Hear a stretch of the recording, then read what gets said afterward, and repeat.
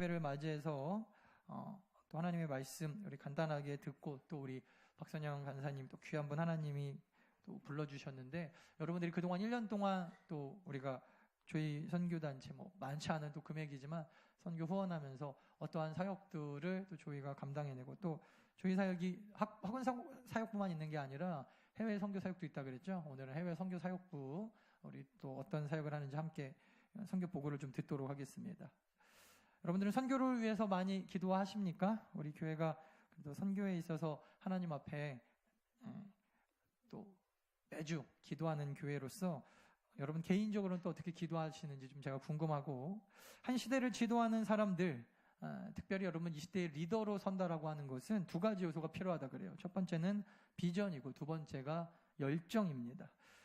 미래를 향한 확실한 꿈, 하여튼 이 비전이 꼭 있어야 돼요. 그래서 그 비전을 이루기 위한 열정, 그래서 이 비전과 열정이 있어야지 이 시대의 리더로서 어떠한 역사를 이뤄나갈 수 있다는 것입니다.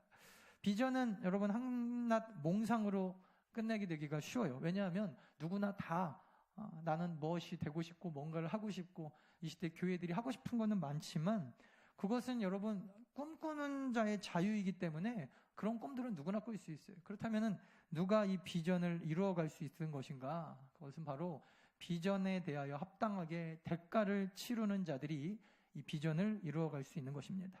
꿈을 말하고 그것을 이루기 위해서 지금 노력하고 지금 대가를 치르는 그 사람, 그리고 그 공동체가 가장 무서운 공동체입니다. 왜냐하면 그러한 사람과 그러한 공동체는 현재가 아니라 정말 미래를 지금 살아가고 있기 때문입니다. 개인에게만 국한된 것이 아니라 이것은 공동체도 똑같아요. 비전을 말하는 사람, 비전을 말하는 공동체, 이 사람들은요 한계를 생각하지 않습니다. 늘 가능성을 꿈꿉니다. 그래서 우리가 모든 사람이 다 꿈을 가지고 있다고 해서 이 꿈이 다 이루어지는 게 아니라 이 가능성에 대하여 무궁무진한 꿈을 꾸고 그거에 대하여 오늘 내가 어떠한 대가를 치를 것인가, 그리고 이 시대 교회들은 어떠한 대가를 치를 것인가를 날마다 생각하는 교회들이 되어야 됩니다. 꿈을 실현하는 사람은요 대가를 지불할 줄 아는 사람이고 대가를 지불할 줄 아는 공동체가 꿈을 반드시 이루게 됩니다. 여러분 잘 아시는 모세라고 하는 사람은 출애굽이라고 하는 꿈을 이루기 위해서 자기의 왕의 자리를 포기했고, 예수님도 마찬가지였어요. 예수님이 하나님의 자리에서 인간의 육신을 입고 자기의 그 왕으로서 하나님으로서의 권위와 또 이 좋은 것들을 내려놓았을 때 사실은 예수 그리스도의 꿈이었던 구원을 이룰 수 있게 되었던 것입니다. 한마디로 여러분 꿈을 이루기 위해서는 반드시 대가가 지불되어져야 합니다. 지금도 하나님이 원하시고 쓰시는 공동체는요 꿈을 품고 말만 하는 교회와 공동체가 아닙니다. 반드시 여러분 지불하셔야 돼요. 나는 여러분 어떤 대가를 지불할 것인가. 80년대부터 한국 땅에 선교를 위한 모범적인 교회들이 많이 등장했다 그래요.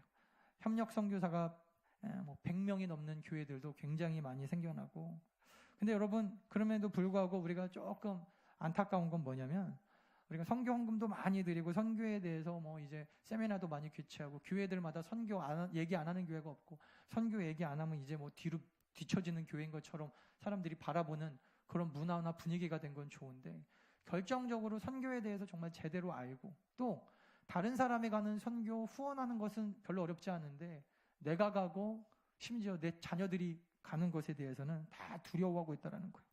그래서 어떤 권사님이 그랬대요. 자기 자녀가 선교사로 헌신하니까 내가 얼마나 많이 선교 헌금을 했는데 너까지 가야 되냐. 나는 내가 지금까지 드린 선교 헌금 아까워서라도 내 아들 못 보낸다. 그러면서 땅을 치고 울었다는 얘기가 있습니다. 여러분 이게 사실은 아직까지 우리 교회가 처한 선교를 바라보는 관점입니다. 그러면서 옛날에는 장로님도 권사님들이 내가 열심히 하나님 앞에 헌금하고 11조하고 섬길 테니까 우리 아들, 우리 딸만큼은 목사나 사모 만들지 말아주십시오 이렇게 얘기했는데 이제는 거기서 좀 나아졌대요. 그래서 차라리 선교사 할 거면 목사나 사모를 해라 그런다는 거예요.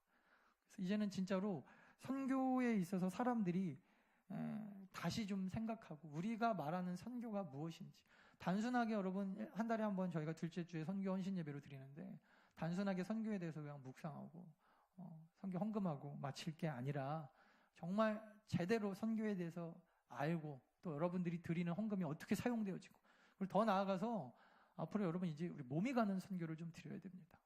대가를 지불하지 않고 그냥 우리 교회가 부흥하게 하옵소서, 선교하는 교회 되게 하옵소서. 가자고 하면 갈 사람은 아무도 없고 네가 가라 내가 가라 나는 시간 없다. 그러면서 맨날 기도는 우리 선교하는 교회 안 맞는 거예요 서로. 정말 우리 더 나은 교회는 이 시대에 대가를 지불할 준비가 되어 있는 그리고 비전과 함께 열정이 있는 교회인가. 열정도 없고 꿈을 대가를 지불할 마음도 없으면서 맨날 선교만 이야기하고 부흥만 이야기하는 교회는 아닌가. 우리가 다시 한번 돌아볼 때라는 것입니다. 오늘 말씀을 조금 빨리 마치려고 그래요. 여러분 교회가 존재하는 제 1번 이유는 무엇입니까? 우리 더 나은 교회는 요한복음 4장 그 수가성 여인의 고배가 위에다 세워졌다 그랬죠. 그래서 하나님이 이 시대에 예배하는 자를 이렇게 예배하는 자를 찾으신다. 이 말씀이 우리 교회가 섰는데 첫 번째는 여러분 예배하는 자들이 있어야 되고 두 번째는 예배하는 자들을 찾기 위하여 우리가 또 들어가야 돼요. 그래서 예배하는 자들을 찾으시는 하나님. 이것을 여러분 잃어버리면 이게 그냥 인간적인 교제 공동체밖에 안 되는 거예요. 오늘 윷놀이도 여러분 재밌게 잘 하십시오. 왜 하셔야 되는지는 아셔야 돼요. 그 교제와 그 모임을 통하여서 우리가 오히려 더 예배하고 더 선교하기에 끈끈한 교회가 되기 위해서 하는 것입니다. 그래서 항상 여러분 궁극적인 목적을 잃어버리지 않고 하나님의 나라의 확장과 하나님의 나라의 이 성장을 위하여 날마다 꿈꾸는 공동체고 매일 그렇게 기도한다면 이제 기도만이 아닌 정말 기도의 대가를 지불하고 또 정말 우리의 재정적인 대가를 지불하고 우리의 시간을 지불하고 우리의 몸을 들여서 선교의 하나님의 그 뜻을 세워나갈 수 있는 정말 날마다 더 나아지는 교회가 되어지기를 간절히 축원합니다. 1806년 윌리엄스 대학의 사무엘 밀즈라고 하는 사람이 친구들과 함께 시간을 정해놓고 대학의 영적 부흥의 바람을 불도록 맹렬히 기도했다 그래요. 어느 날 이렇게 기도를 막 하고 있는데 갑자기 소나기가 막 쏟아지는 거예요. 모두가 비를 피해서 다 도망쳤는데 그 중에 5명이 기도를 쉬기가 싫은 거예요. 그래가지고 옆에 보니까 그 지푸라기를 이렇게 쌓아놓은 집단이 있더라는 거예요. 그래가지고 그 안을 이렇게 막 파헤치고 들어가고 그 안에서 5명이 굉장히 열심히 기도하기 시작해요. 그래서 이것이 여러분 그 유명한 선교학에서는 빼놓을 수 없는 건초더미 기도회라는 것이 그때 처음 생긴 거예요. 갑자기 이 사람들이 성령을 받아갖고 We can do this if we will. 우리 할 수 있다. 이것을 할 수 있다. 만약에 우리가 하려고만 하면 할 수 있다. 여기서 하려고만 한다는 게 뭐냐면 복음 전파. 우리가 하고자 하면 반드시 세계 복음화 시킬 수 있다. 그래서 이 5명에서 이 건초더미에서 그 안에서 뜨거워져가지고 기도했던 것이 하나님이 들으셨어요. 그러고 나서 거기에 기념으로 탑이 세워졌어요. 이게 그 유명한 건초더미 기도의 탑입니다.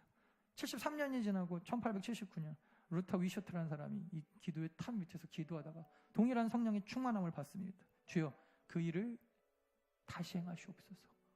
그래서 그 사람 중심으로 이 위셔트의 제안으로 사람들이 또 모이기 시작했어요.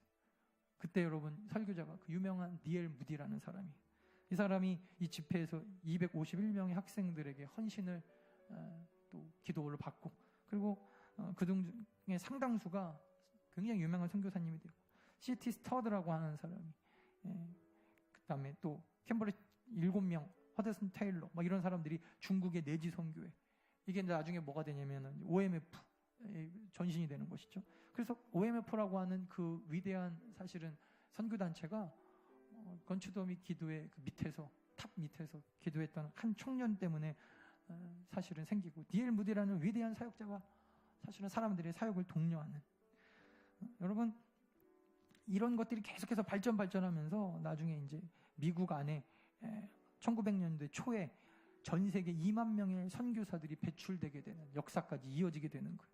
결국 그 작은 5명의 건초더미 기도회가 탑을 세우고 그 탑을 보고 감동받은 위셔트라고 하는 한 사람의 기도자가 결과적으로는 세계를 변화시키고 수만 명의 선교사를 파송하는 선교의 시대가 된 것입니다. 제가 일전에도 한번 말씀드린 적이 있었죠.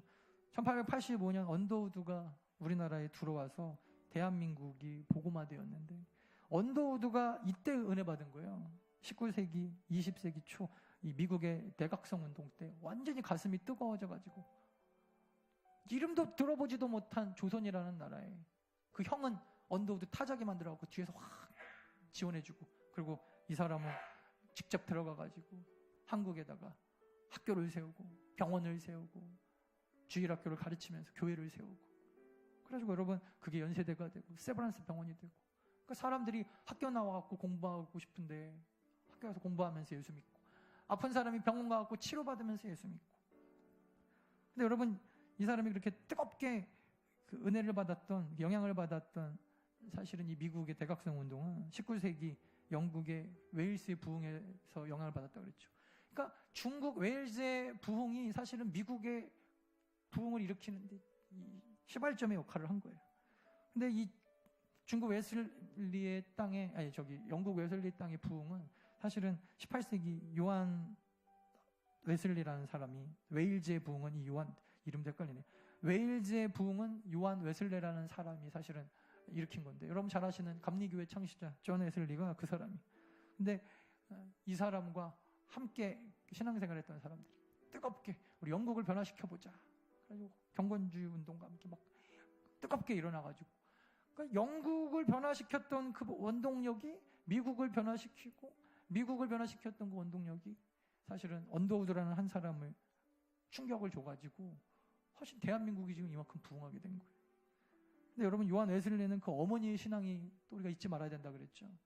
그래서 기도할 장소가 없으면은 19명의 자식들을 키우면서 기도할 시간과 성경책을 볼 시간도 없고, 근데도 아무 하나님이 만나고 싶으니까 그 옛날에 영국 사람들, 여자들 큰 앞치마를 뒤집어 쓰고 펑펑 울면서 나라와 민족을 위하여 기도했다. 그 모습을 어렸을 때부터 요한 웨슬리가 보고 자랐어요. 어머니의 신앙이 그대로 물려지고 영국을 변화시키고 그 불씨가 미국을 변화시켰던 그 사람들이 결과적으로는 선교사가 돼서 전 세계에 퍼져가지고 지금 복음의 지금 이 위대한 불씨가 되었던 것을 우리가 기억합니다. 여러분, 사실 수잔나 웨슬리, 요한 웨슬리의 어머니였던 수잔나 웨슬리 전에도 또 다른 모습의 기도하는 사람들이 있었겠죠. 하지만 한 사람의 앞치마를 뒤집어 쓴 기도가 영국과 미국과 태평양을 건너서 대한민국을 변화시킨 것은 하나님의 역사입니다. 오늘도 여러분 한 사람의 전도는요, 여러분들의 전도가 아니라 우리나라뿐만 아니라 이제 중국을 건너서 전 세계로 퍼져나가는 불씨가 된다는 걸 꼭 기억하셔야 돼요. 그래서 단순하게 내가 이 시간에 성견신 예배 한 달에 한 번 드리는 거, 헌금한다고 뭐가 변할까가 아니에요.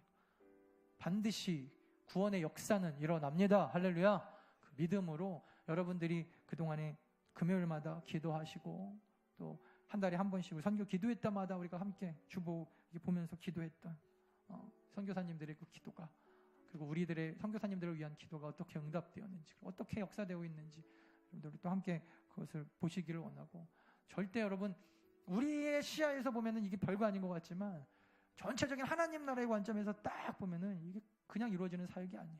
정말 막 톱니바퀴가 물려서 마트 돌아가듯이 닭살이 돋을 정도로, 나중에 여러분 우리가 한참 시간이 지난 후에 너나운 교회의 그 선교 후원 역사가 어떻게 이루어졌는지는 하늘나라고 우리가 확인할 수 있을 거예요. 그때까지 여러분 우리가 참고 또 기다리면서 우리 한 사람의 작은 기도의 씨앗이 나비 효과가 돼가지고 앞으로 어마어마한 위대한 구원의 역사가 이루어질 것을 기대하면서 오늘 또 선교 보고회에 있다가 또 말씀을 잘 들으실 수 있기를 바랍니다.